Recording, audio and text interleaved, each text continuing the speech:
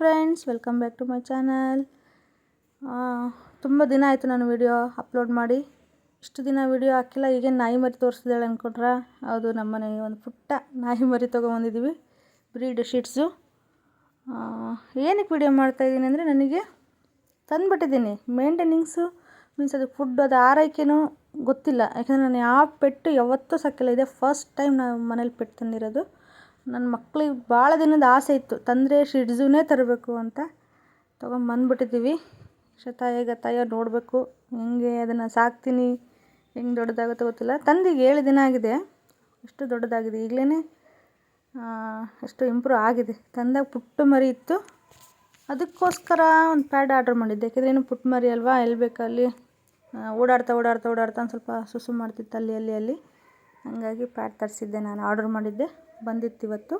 ನೋಡಿ, ಅದಕ್ಕಿಂತ ಮುಂಚೆ ಅಲ್ಲೇ ಮಲಗಿಸ್ತಿದ್ದೆ. ನನಗೆ ಏನು ಬೆಡ್ಶೀಟ್ ಹಾಸಿದ್ನಲ್ಲ, ಅಲ್ಲೇ ಮಲಗಿಸ್ತಿದ್ದೆ. ಅದಕ್ಕೋಸ್ಕರ ಸಿರಪ್ ತೊಗೊಂಬಂದಿದ್ದೀನಿ, ಹಿಮಾಲಯ ಶಾಂಪು ತೊಗೊಂಬಂದಿದ್ದೀನಿ, ಗ್ರೈಪ್ ವಾಟ್ರ್ ಹಾಕ್ತೀನಿ. ಮತ್ತು ಇನ್ನೂ ವ್ಯಾಕ್ಸಿನ್ ಆಗಿಲ್ಲ, 45 ದಿನಕ್ಕೆ ವ್ಯಾಕ್ಸಿನ್ ಅಂತ, ಅಲ್ಲಿವರೆಗೂ ಹೊರಗೆ ಬಿಟ್ಟಿಲ್ಲ.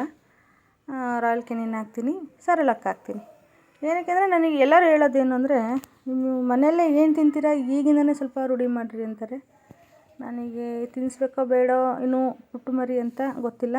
ವ್ಯಾಕ್ಸಿನ್ ಆಗಲಿ ಅಂತ ಸುಮ್ಮನಿದ್ದೀನಿ.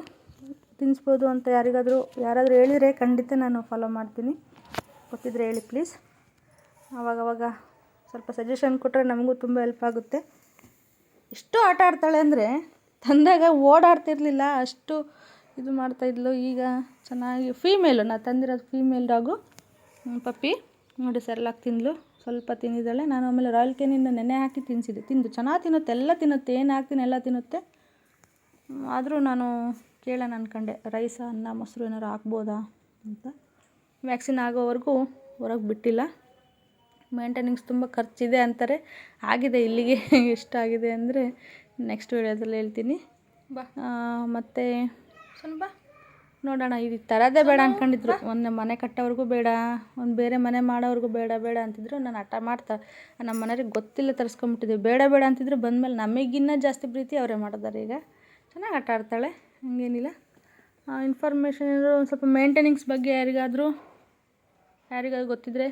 ಗೊತ್ತಿರುತ್ತೆ, ನನಗೆ ಸ್ವಲ್ಪ ಹೇಳಿ. ಯಾಕೆಂದರೆ ಇದೀನು 10ನೇ ತಾರೀಕು ಬಂದರೆ 45 ದಿನ ಆಗುತ್ತೆ ಪಪ್ಪಿಗೆ.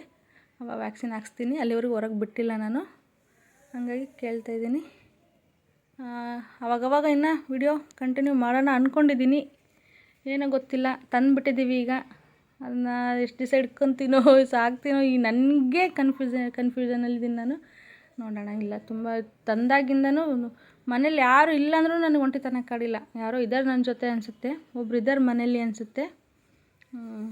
ಬೇಜಾರೇ ಆಗ್ತಾಯಿಲ್ಲ. ನೋಡಿ ಹೆಂಗೆ ಆಟ ಆಡ್ತಿದ್ದಾಳೆ. ಇಷ್ಟೇ. ನೆಕ್ಸ್ಟ್ ಕಂಟಿನ್ಯೂ ಮಾಡ್ತೀನಿ ವೀಡಿಯೋನ. ಇಷ್ಟಾದರೆ ಲೈಕ್ ಮಾಡಿ, ಕಮೆಂಟ್ ಮಾಡಿ, ಶೇರ್ ಮಾಡಿ, ಸಬ್ಸ್ಕ್ರೈಬ್ ಮಾಡಿ. 2 ವರ್ಷ ಆಯಿತು ನಾನು ಚಾನಲ್ ಸ್ಟಾರ್ಟ್ ಮಾಡಿ. ನಿಲ್ಲಿಸ್ತೀನಿ, ಕಂಟಿನ್ಯೂ ಮಾಡ್ತೀನಿ. 1000 ಸಬ್ಸ್ಕ್ರೈಬ್ ಆಗಿಲ್ಲ, ಮಾಡೋಕ್ಕೂ ಬೇಜಾರು. ಪ್ಲೀಸ್ ಸಪೋರ್ಟ್ ಮಾಡಿ, ನಾವು ಸ್ವಲ್ಪ ಹೆಲ್ಪ್ ಆಗುತ್ತೆ ನಮಗೂ.